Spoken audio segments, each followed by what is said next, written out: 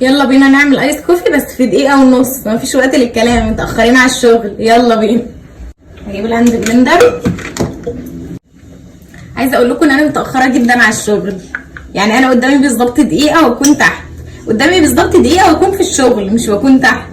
المفروض ان فوشة مستنيني عشان يوصلني، هو لو عارف ان انا قاعدة بعمل ايس كوفي دلوقتي هيعملني معاملة الشاورما.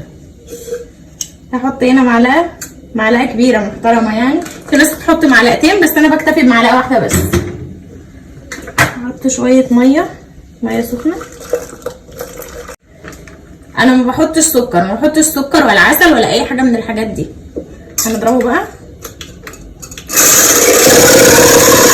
نضرب فيه لحد ما يبقى له اصحاب وتلاقيه عمل فوم كبير قوي لفوق.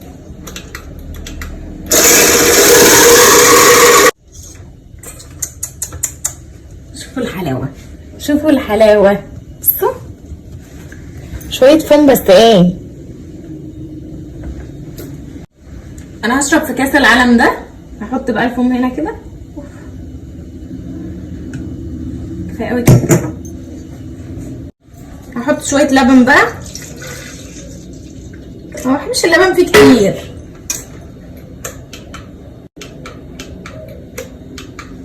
ما بحبش اللبن فيه كتير خالص علشان انا كيفة قهوة يعني، فتلاقيني ما بحبش اللبن خالص. على فكرة الناس اللي بيحبوا القهوة هيفهموا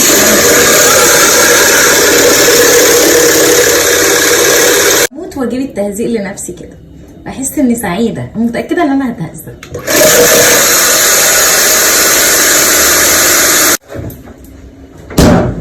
انا هحط بقى التلج هنا.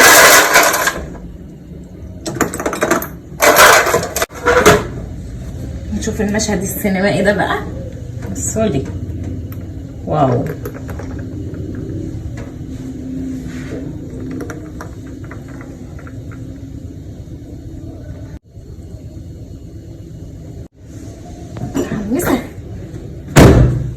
متحمسة ومتأخرة الاتنين سوا.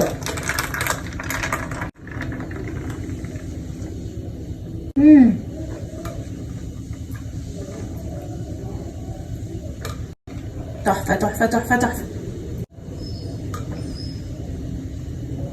باي.